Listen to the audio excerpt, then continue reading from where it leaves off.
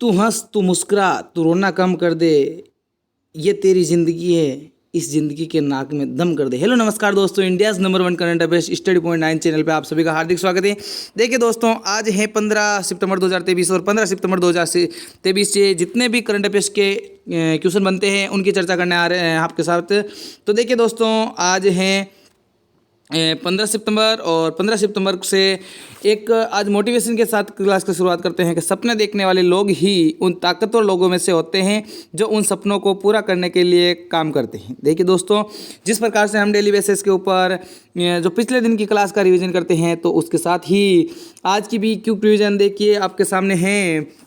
उनसे पहले मैं आपसे गुजारिश कर लेता हूं कि यदि हमारे चैनल पर नए हैं तो चैनल को सब्सक्राइब जरूर कीजिए और बेल आइकन को प्रेस जरूर कीजिए। साथ ही इस वीडियो की पीडीएफ के लिए हमारा Telegram channel daily current affairs study point 9, जिसका लिंक वीडियो के डिस्क्रिप्शन के अंदर और कमेंट बॉक्स के अंदर पिन किया हुआ है, वहाँ से आप ज्वाइन कर सकते हो। देखिए दोस्तों, वीडियो को आखिर तक जरूर देखिए, आखिर तक बने रहेंगे तो आपको ज़रूर फायदा होगा। ठीक है, ये क्लास किस प्रकार से फ़ायदेमंद है वो मैं आगे बताऊँगा। देखिए, आज का फर्स्ट क्वेश्चन क्या है कि भारत ने किस देश के साथ ऊर्जा,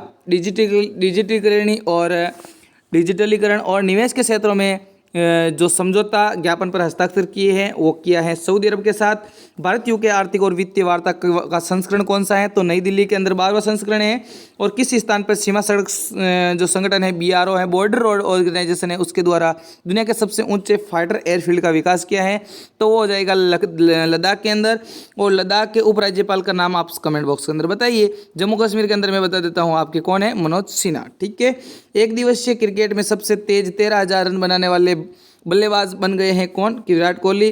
फीबा जो federation international basketball association basketball का विश्व कप 2023 किस देश ने जीता है? तो वो जीत लिया है जर्मनी के द्वारा।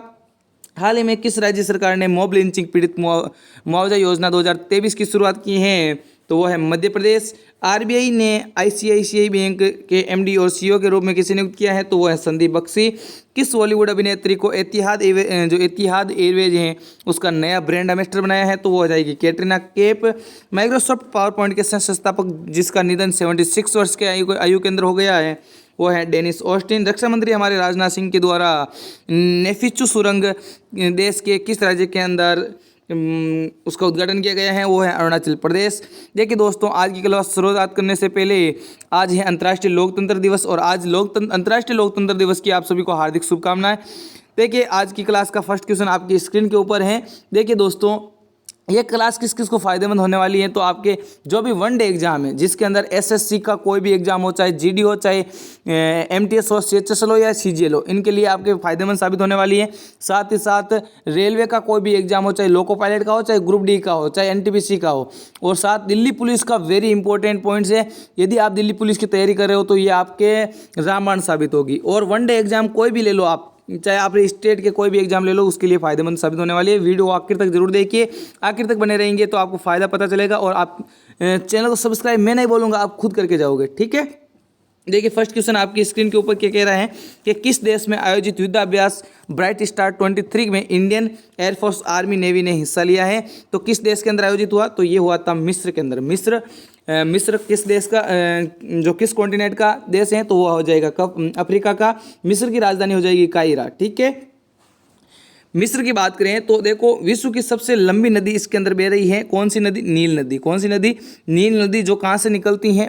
जो देखो, ये इसके ऊपर एक तो ओसवान बांध और एक नासिर झील है। ठीक है, और साथ ही साथ देखो, यहाँ के जो राष्ट्रपति हैं वो है अब्दुल फतेह अल सीसी, जो हमारे 26 जनवरी 2023 रिपब्लिक डे के ऊपर मुख्य अतिथि के रूप में आए थे। ठीक है, और एक और युद्धाभ्यास है चक्रवात फर्स्ट, जो भारत और मिस्र के बीच होता है।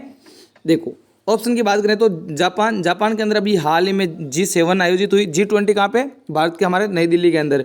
फ्रांस की बात करें तो ये अब की बार होल्ड कर जो समर ओलंपिक है उसको होस्ट कर रहा है। मालाबार जो युद्धाभ्यास को होस्ट कर रहा है ऑस्ट्रेलिया। ठीक है, देखो आप देख सकते हो यहाँ पे ये है नील नदी, और नील नदी के यहाँ पे आपको मिल जाएगा ओसवान डैम, और यहाँ पे मिल जाएगा आपको नासा झील। ठीक है, और जो कर्क रेखा है वो इसके मध्य से निकल रही है।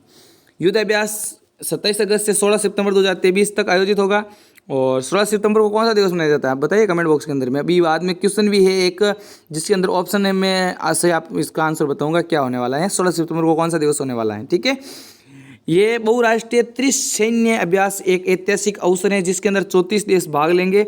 और हमारे भारत में ये पहली बार भारत इसके अंदर ट्राई के साथ, सर्विस के साथ एक्सरसाइज में हिस्सा ले रहा है। ट्राई का मतलब होता है तीनों सेनाओं के साथ। तीनों सेना कौन कौन सी, थल, वायु और हमारी जो जल सेना है, नौसेना है। ठीक है, वायुसेना प्रमुख कौन है, तो विवेक राम चौधरी है। वायुसेना दिवस कब मनाया जाता है, तो ये मनाया जाता है 8 अक्टूबर को। ठीक है, क्वेश्चन नंबर 2 की बात कर लेते हैं। क्वेश्चन नंबर 2 है, हाल ही में किस राज्य में खतरनाक जो वायरस है, निफा वायरस, इसके कारण अलर्ट जारी कर दिया गया है, तो ये आया है केरल के अंदर। और केरल के अंदर निफा वायरस के कारण 2 व्यक्ति की मौत हो चुकी है। इसके कारण उनको देखते हुए जो केरल के अंदर है अलर्ट जारी कर चुके हैं। ठीक है, केरल की बात करें तो केरल से एक क्वेश्चन पूछा जाता है कि मलयालम भाषा कहाँ की है, तो केरल की भाषा है। और केरल की बात करें तो केरल के अंदर एक नेशनल पार्क है, प्रसिद्ध नेशनल पार्क, जिसका नाम है पेरियार नेशनल पार्क। कौन सा national park, Periyar national park. और एकमात्र ऐसा राज्य है जिसके अंदर 2 शास्त्रीय नृत्य हैं, और टोटल शास्त्रीय नृत्य कितने हैं, 8 है। उसके अंदर से 2 शास्त्रीय नृत्य हैं, वो हैं मोहिनीअट्टम और कथकली। दोनों कहाँ पे हैं, केरल के अंदर हैं। सबसे भारत का सबसे साक्षर राज्य बोले तो केरल। और यहाँ पे एक सूर्यांशु नाम से सोलर बोट भी चलाई जा रही हैं। और मालाबार नदी महोत्सव भी केरल के अंदर आयोजित किया गया है। ऑप्शन की बात करें तो बिहार। देखो, जनधन योजना के अंदर सर्वाधिक लाभार्थी किस राज्य के अंदर, बिहार के अंदर। खेलो इंडिया यूथ गेम्स का 5वें संस्करण के अंदर टॉप राज्य कौन सा रहा, महाराष्ट्र था।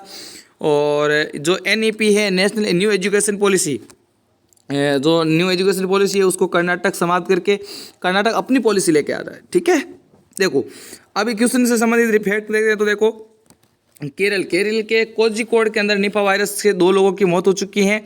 और ये क्या है, ये एक जूनोटिक बीमारी है। ठीक है, और ये किससे फैलती है, तो ये संक्रमित जानवर हैं, दूषित भोजन है, इनके द्वारा उनके माध्यम से मनुष्य के अंदर चला जाता है वायरस और वो फैल जाता है। ठीक है, सर्वाधिक प्रभाव सुअर और चमगादड़ से हैं।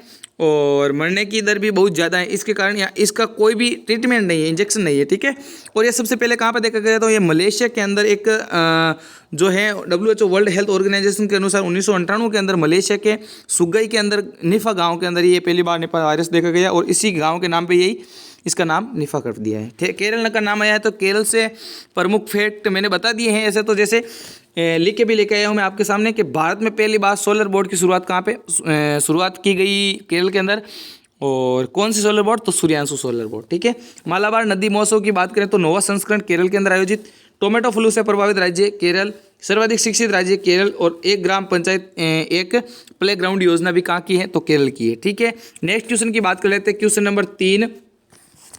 नंबर 3 क्या है कि भारत के ऐसे पहले स्पेसक्राफ्ट का क्या नाम है जिसने अंतरिक्ष से पहली बार सेल्फी भेजी है, तो वो है आदित्य L1। कौन सा, आदित्य L1, जो सूर्य मिशन है हमारे इसरो के द्वारा भेजा गया है। इसरो की नाम बात आई है तो इसरो की स्थापना 1969, मुख्यालय बेंगलुरु, वर्तमान में अध्यक्ष S सोमनाथ। तो बताइए आप, राष्ट्रीय अंतरिक्ष दिवस कब मनाया जाता है, अभी हाल ही में घोषणा हुई थी, आपको बताना होगा क्योंकि ये मैंने 2-3 बार पढ़ा दिया है, 2-3 क्लास ले ली है आपके जो चंद्रयान 3 के ऊपर और जो आदित्य L1 दोनों पे 2-2 क्लास ली हुई है। ठीक है, तो आपको बताना होगा कि जो राष्ट्रीय अंतरिक्ष दिवस कब मनाया जाता है। ठीक है, ऑप्शन की बात करें तो गगनयान हमारा इसरो का मिशन है जिसके अंदर अंतरिक्ष के अंदर जाएंगे 3 बार। ठीक है, 3 बार के अंदर एक बार तो खाली रॉकेट जाएगा, दूसरी बार हमारा रोबोट जाएगा जिसका नाम क्या है, व्योममित्र, तीसरी बार मानव जाएंगे। ठीक है, उसके बाद आता है कि चंद्रयान 3 जो हमारा चंद्रमा के दक्षिण ध्रुव पे भेजने वाला दुनिया का पहला देश है वो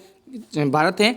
और चंद्रमा की सतह पर लैंडिंग करने वाला भी भारत पहला, जो दक्षिण ध्रुव पर लैंडिंग करने वाला भारत पहला देश है, लेकिन चंद्रमा पर लैंडिंग करने वाला भारत दुनिया का 4था देश है। ठीक है, 23 अगस्त 2023 को ये आपको हिंट मिल जाएगा होगा, 23 अगस्त 2023 को ये चंद्रयान 3 जो चंद्रमा के दक्षिण पोल पे उतरा था। ठीक है, उसके बाद है नासा और इसरो का संयुक्त जो मिशन है ये किसके लिए है, तो ये पृथ्वी के जो वायुमंडल है उसके अवलोकन के लिए। ठीक है, चलते हैं नेक्स्ट क्वेश्चन की ओर। उससे पहले इसकी डिटेल भी देख लेते हैं कि आदित्य L1 कहाँ पे गया था, तो सूर्य के लैग्रेंज पॉइंट है L1 नाम से, वहाँ पे पहुँच के इन्होंने सूर्य और चंद्रमा की तस्वीर ली है और इनकी चंद्रमा और पृथ्वी की साथ में सेल्फी भी ली है। और इसके अंदर लगे कैमरे में 4 महीने लंबी यात्रा के दूसरे दिन ये तस्वीर ली है। और ये यहाँ से भेजा गया कब गया, तो ये 4 सितंबर को भेजा गया। और किसकी रॉकेट के द्वारा भेजा गया, तो ये PSLV-C जो 57 के XL वर्जन है उसके द्वारा हरिकोटा जो हमारा आंध्र प्रदेश के अंदर है सतीश धवन अंतरिक्ष स्पेस सेंटर वहाँ से भेजा गया। और ये 4 महीने के अंदर कितनी दूरी तय करेगा, तो 15 लाख किलोमीटर दूरी का तय करेगा, 1.5 मिलियन, ठीक है। और ये L1 पॉइंट पे पहुंचेगा। नेक्स्ट क्वेश्चन की बात करें, राष्ट्रीय हिंदी दिवस कब मनाया जाता है, तो राष्ट्रीय हिंदी दिवस मनाया जाता है 14 सितंबर को। कब मनाया जाता है, 14 सितंबर को राष्ट्रीय हिंदी दिवस मनाया जाता है। अंतर्राष्ट्रीय हिंदी दिवस कब मनाया जाता है, तो वो मनाया जाता है 10 जनवरी को। कब मनाया जाता है, 10 जनवरी को मनाया जाता है। बात आई है भाषा, हिंदी की बात आई है, तो भाषा तो देखिए हमारे जो संविधान के अनुच्छेद 343 एक के अंदर भाषा की बात की गई है। और भाग की बात करें तो भाग है 17, अनुसूची की बात करें तो अनुसूची 8 के अंदर। मूल संविधान के अंदर कितनी भाषाएं थी, तो हमारे मूल संविधान के अंदर 14 भाषाएं थी। उसके बाद 8 भाषाएं और जोड़ी गई थी, जिसके अंदर हम बात करते हैं कि पहली भाषा जोड़ी गई, जो 15वीं भाषा है वो जोड़ी गई सिंधी। कब जोड़ी गई, तो 21वें संविधान संशोधन के द्वारा 1967 के अंदर जोड़ी गई। उसके बाद 3 भाषाएं 16, 17, 18 तीनों भाषाएं जोड़ी गई। नमक ट्रिक है इसकी, नेपाली, मणिपुरी और कोंकणी तीनों भाषाएं कब, तो 71वें संविधान संशोधन 1992 के तहत। फिर जोड़ी गई 4 भाषाएं 19, 20, 21, 22। 92वें संविधान संशोधन 2003 के तहत बोडो, डोगरी, संताली, मैताली, ठीक है। इस प्रकार से ये भाषा हो गई। देखिए अब भाषा की बात आई तो शास्त्रीय भाषा की बात कर लेते हैं। कितनी शास्त्रीय भाषाएं हैं, तो 6 शास्त्रीय भाषाएं हैं। और कौन कौन सी हैं, तो देखो तमिल, संस्कृत, तेलुगु, कन्नड़, मलयालम, ओडिया, ठीक है, ये 6 भाषाएं हैं। तमिल की बात करें तो इसको संविधान के अंदर कब शामिल किया गया, तो 2003 के अंदर, संस्कृत को 2004 के अंदर, तेलुगु को 2008 के अंदर, कन्नड़ को 2008 के अंदर, मलयालम को 2013 के अंदर और ओडिया को 2014 के अंदर शामिल किया गया है, ठीक है।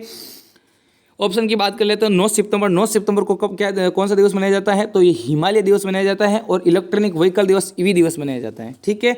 10 सितंबर की बात करें तो आत्महत्या रोकथाम दिवस मनाया जाता है। और 16 सितंबर आ गया है यहाँ पे। 16 सितंबर को कौन सा दिवस मनाया जाता है, तो ओजोन संरक्षण दिवस मनाया जाता है। देखिए 16 सितंबर कल के दिन हम ओजोन के बारे में पढ़ेंगे। ओजोन किस प्रकार से क्षय होता है, ओजोन किस प्रकार से ये परत कहाँ पे स्थित है, किस मंडल के अंदर स्थित है, और वायुमंडल के बारे में हम पढ़ेंगे। वीडियो को जरूर देखिए आप।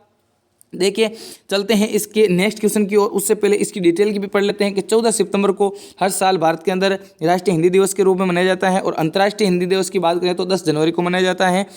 और इसकी शुरुआत कब हुई थी राष्ट्रीय हिंदी दिवस की, तो 1949 के अंदर संविधान सभा में एक मत के अनुसार हिंदी को भारत की राजभाषा के अंदर शामिल होगी, इस प्रकार का निर्णय दिया गया था। और ये सभी राज्यों के अंदर हिंदी भाषा जो राज्य हैं वहाँ पे कम्युनिकेशन के लिए उपयोगी होगी। यदि बात करें तो अंग्रेजी की, तो अंतर्राष्ट्रीय लेवल पे ये आधिकारिक भाषा अंग्रेजी है, जिसके अंदर राज्यों के साथ कोऑर्डिनेट या बात कर सकते हैं, ठीक है, अन्य राज्यों के साथ या अन्य देशों के साथ बात कर सकते हैं। इस प्रकार से अंग्रेजी और हिंदी हो गई, ठीक है। क्वेश्चन नंबर 5 की ओर चलते हैं। क्वेश्चन नंबर 5 है, हाल ही में किस रेलवे स्टेशन को ग्रीन रेलवे स्टेशन प्रमाणन प्राप्त हुआ है, तो वो हो जाएगा विजयवाड़ा रेलवे स्टेशन। कौन सा रेलवे स्टेशन हो जाएगा, विजयवाड़ा रेलवे स्टेशन को ग्रीन रेलवे स्टेशन प्रमाणन प्राप्त हुआ है। देखिए ऑप्शन की बात करें तो हुबली रेलवे स्टेशन, जिसका नया नाम क्या है, श्री सिद्धारूढ़ स्वामी रेलवे स्टेशन, जो कहाँ पे है, कर्नाटक के अंदर है। दुनिया का सबसे लंबा रेलवे स्टेशन है। कितना लंबा है, तो 1508 मीटर। कितना लंबा है, 1508 मीटर लंबा है। 1.5 किलोमीटर लमसम लंबा है ये। बात करें भोपाल की इंडिया का first world class railway station की बात करें तो मध्य प्रदेश का भोपाल रेलवे स्टेशन है। और गुवाहाटी रेलवे स्टेशन कहाँ पे है, तो ये पूर्वोत्तर के अंदर गुवाहाटी असम के अंदर ये रेलवे स्टेशन स्थित है, ठीक है। विजयवाड़ा रेलवे स्टेशन ये इंडियन ग्रीन बिल्डिंग काउंसिल जो IGBC है उसके द्वारा प्लेटिनम की उच्चतम रेटिंग के साथ इस रेलवे स्टेशन को ग्रीन रेलवे स्टेशन प्रमाणन मिला है। और विजयवाड़ा रेलवे स्टेशन को पर्यावरण मानकों के सुधार और यात्रियों को पर्यावरण के बारे में अनुकूल सेवाएं प्रदान करने के प्रयास के लिए ये प्रमाण मिला है। और इस स्टेशन को 2019 के अंदर गोल्ड से अपग्रेड करके 2023 के अंदर प्लेटिनम रेटिंग दी गई है, ठीक है, प्लेटिनम रेटिंग दे दी गई है, ठीक है। उसके बाद क्वेश्चन नंबर 6 की भी चर्चा कर लेते हैं कि हाल ही में टाटा स्टील लिमिटेड के वैश्विक MD और CEO के रूप में किसे नियुक्त किया है, पुनः नियुक्त कर दिया है। तो MD मैनेजमेंट डायरेक्टर जो टाटा स्टील के हैं, आप इमेज के अंदर देख सकते हो और यहाँ पे नाम भी देख सकते हो, TV नरेंद्रम, टाटा स्टील के चीफ एग्जीक्यूटिव ऑफिसर CEO और MG मैनेजमेंट डायरेक्टर, ठीक है। कौन हो जाएंगे, तो टीवी नरेंद्रम। देखो यहाँ पर ऑप्शन की बात करें तो दीपक गुप्ता, दीपक गुप्ता कौन है, तो अभी हाल ही में इनको भी नियुक्त किया गया कोटक महिंद्रा बैंक का, ठीक है। उसके बाद आता है BVR सुब्रमण्यम। तो BVR सुब्रमण्यम कौन है, तो नीति आयोग के CEO कौन है, BVR सुब्रमण्यम। आप बताना होगा आपको। नीति आयोग, देखो चलो मैं बता देता हूँ, नीति आयोग के अध्यक्ष होते हैं हमारे प्रधानमंत्री जी, लेकिन आपको बताना होगा नीति आयोग की स्थापना कब हुई, ठीक है। और संदीप बख्शी की बात करें तो ये है ICICI बैंक के वर्तमान में MD और CEO, जो मैंने हमने कल क्वेश्चन ये किया भी था। हाल ही में किस मंत्रालय के द्वारा भविष्य के लिए पर्यटन पर एक राष्ट्रीय प्रतियोगिता शुरू की गई है, तो ये की गई है पर्यटन मंत्रालय के द्वारा। किसके द्वारा शुरू की गई है, पर्यटन मंत्रालय के द्वारा शुरू की गई है। गृह मंत्रालय की बात करें तो गृह मंत्रालय ने भी हाल में एक ऑपरेशन शुरुआत की थी, उस ऑपरेशन का क्या नाम था, ऑपरेशन मुस्कान, जो कहाँ पे, मुंबई के अंदर शुरुआत की गई है, ठीक है। और कृषि मंत्रालय की बात करें तो कृषि मंत्रालय के द्वारा एक चैटबॉट लॉन्च किया गया था, जिसका नाम क्या था, अम्मा कुरैशी चैटबॉट, ठीक है, जिसके माध्यम से किसानों की कोई भी बात सुनी जा सकती है। नेक्स्ट क्वेश्चन की बात करें, नई दिल्ली में आयोजित पहली वैश्विक संगोष्ठी का उद्घाटन किसके द्वारा किया गया है। नई दिल्ली की बात आई है तो नई दिल्ली के अंदर भी हाल ही में क्या आयोजित हुई थी, G20, जिसके अंदर एक अब क्या हो गया, G21 हो गया। भारत के द्वारा अफ्रीकी संघ को इसके अंदर जोड़ा गया है, ठीक है। और इसको अफ्रीकी संघ के बाद अब देखो इसके अंदर 19 देश और 2 संगठन हो गए हैं, ठीक है, एक यूरोपीय संघ और एक अफ्रीकी संघ। तो इसका सही आंसर क्या हो जाएगा, वैश्विक संगोष्ठी का उद्घाटन ये हमारे द्रौपदी मुर्मू जी के द्वारा किया गया है। हमारे राष्ट्रपति द्रौपदी मुर्मू जी के द्वारा वैश्विक संगोष्ठी का प्रथम बार नई दिल्ली के अंदर आयोजित किया गया है, ठीक है। नई दिल्ली की बात आई है तो नई दिल्ली के अंदर देखिए करंट अफेयर्स के फैक्ट, तो वृक्षारोपण नीति लागू करने वाला पहला राज्य ये यूटी कह सकते हैं दिल्ली को। नीति आयोग की 8वीं गवर्नेंस की बैठक कहाँ पर हुई थी, नई दिल्ली के अंदर। GST की 50वीं बैठक भी नई दिल्ली के अंदर। नई संसद भवन, जिसके विमल पटेल इसके वास्तुकार थे, नरेंद्र मोदी जी के द्वारा, हमारे प्रधानमंत्री जी के द्वारा इसका नए संसद भवन का उद्घाटन किया गया। बदले गए नाम की बात करें तो राजपथ का नाम कर्तव्य पथ कर दिया गया और मुगल गार्डन का नाम क्या कर दिया गया है, अमृत उद्यान कर दिया गया है, ठीक है।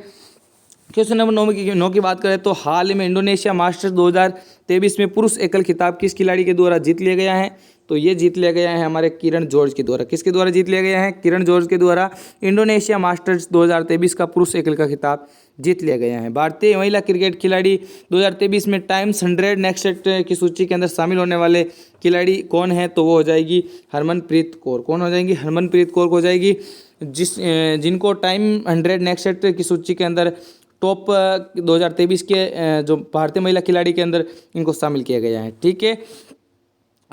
देखो नेक्स्ट है क्वेश्चन नंबर 11, जिसको हम वन लाइनर फॉर्मेट के अंदर क्वेश्चन 11 और 12 हम वन लाइनर फॉर्मेट के अंदर लेकर आए हैं कि विदेश मंत्रालय ने किसे ऑस्ट्रेलिया में भारत के अगले उच्चायुक्त के रूप में नियुक्त किया है, तो वह है गोपाल बागले। और देखिए उच्चायुक्त और एक होता है राजदूत, ठीक है। इन दोनों के अंदर क्या है, इन दोनों के अंदर बहुत ज़्यादा अंतर नहीं है, लेकिन देखो दोनों एक ही होते हैं। लेकिन उच्चायुक्त कहाँ पे होते हैं, तो उच्चायुक्त होते हैं जहाँ पे ब्रिटेन के द्वारा राज किया गया था, वहाँ पे उच्चायुक्त होते हैं। लेकिन जहाँ पे ब्रिटेन के द्वारा राज नहीं किया गया, वहाँ पे क्या होते हैं, राजदूत होते हैं। हाल ही में प्रसिद्ध डोली बेड बनाने वाले किस वैज्ञानिक का 79 वर्ष के अंदर आयु के अंदर निधन हो गया, तो वो हो जाएगा इयान विलमुट। क्या हो जाएगा, इयान विलमुट का निधन हो गया, जिन्होंने डोली बेड, जिन्होंने बेड से क्लोन लेके डोली बेड का निर्माण किया था, इयान विलमुट, जिनका हाल ही में निधन हो गया, ठीक है। प्रीवियस क्वेश्चन देखिए तो मैं जो कल क्वेश्चन दिया था, मैं आशा करता हूँ आपने कमेंट बॉक्स के अंदर इसका सही आंसर दिया होगा। हाल ही में किस राज्य के स्लेम जिले के साबूदाना को GI टैग मिला है, तो ये आंसर हो जाएगा तमिलनाडु। इसका सही आंसर डी हो जाएगा, तमिलनाडु के स्लेम जिले को साबूदाना का GI टैग मिला है। GI टैग की बात करें तो GI टैग एक्ट कब आया था, 1999 के अंदर। प्रथम GI टैग किसे दिया गया, तो ये दार्जिलिंग की चाय को दिया गया। कब दिया गया, 2004 के अंदर। और ये कितने वर्षों के लिए दिया जाता है, तो 10 वर्षों के लिए दिया जाता है। इसका फ़ायदा क्या है, तो इसको वैश्विक स्तर पर इस प्रोडक्ट को जो उपलब्धि हासिल करवानी, ये इसका उद्देश्य होता है। और GI टैग की फुल फॉर्म क्या होती है, जो जियोग्राफिकल इंडिकेटर, ठीक है। उत्तर प्रदेश का अमरोह ढोलक है, जिसको भी हाल ही में अभी GI टैग दिया गया, ठीक है। अब आज का क्वेश्चन आपको देना है सही आंसर कमेंट बॉक्स के अंदर। सेफ अंडर-16 चैंपियनशिप 2023 का खिताब किस टीम के द्वारा जीत लिया गया है, इंडिया, ऑस्ट्रेलिया, जर्मनी और अर्जेंटीना, इसके द्वारा किसके द्वारा जीत लिया गया है, आपको सही आंसर आपको कमेंट बॉक्स के अंदर देना होगा। देखिए दोस्तों, हमारे चैनल पे नए हैं तो चैनल को सब्सक्राइब कर लीजिए, बेल आइकन को प्रेस कर लीजिए, ताकि आने वाली वीडियो की नोटिफिकेशन आपको सबसे पहले मिल सके, ठीक है। और साथ ही साथ इस वीडियो की PDF और क्विज पढ़ना चाहते हो तो हमारे टेलीग्राम चैनल है daily current affairs study point 9, जिसका लिंक आपको वीडियो के डिस्क्रिप्शन के अंदर और कमेंट बॉक्स के अंदर पिन किया हुआ मिल जाएगा, वहां से आप ज्वाइन कर सकते हैं। थैंक यू, जय हिंद, जय भारत। मिलते हैं नेक्स्ट वीडियो के अंदर नए जोश नए जुनून के साथ। एक आपको गुजारिश है कि कि एक महीना मैंने कल वीडियो बनाया था टेनिस टूर्नामेंट के ऊपर, टेनिस टूर्नामेंट 2023, जिसके अंदर 4 टेनिस टूर्नामेंट होते हैं, AFV है, अफवाह, जिसकी ट्रिक है, और उसको ट्रिक के माध्यम से इसके अंदर बताया गया है। अमेरिकन ओपन, सबसे पहले ऑस्ट्रेलिया ओपन, फिर उसके बाद फ्रेंच ओपन, फिर विंबलडन ओपन और फिर अमेरिकन ओपन। इन चारों को हमने, इसके जितने भी इंपॉर्टेंट, शुरुआत कब हुई थी, कब होता है, इसके अंदर एकल पुरस्कार महिला का और पुरुष का एकल खिताब और किस मैदान के ऊपर खेला जाता है, ये पूरी डिटेल उसके अंदर डाली हुई है, उसको जरूर देखिए। Thank you. जय हिंद, जय भारत। उसको वो कहाँ मिलेगा, तो 10 मिनट्स प्ले लिस्ट के अंदर मिलेगा। Thank you.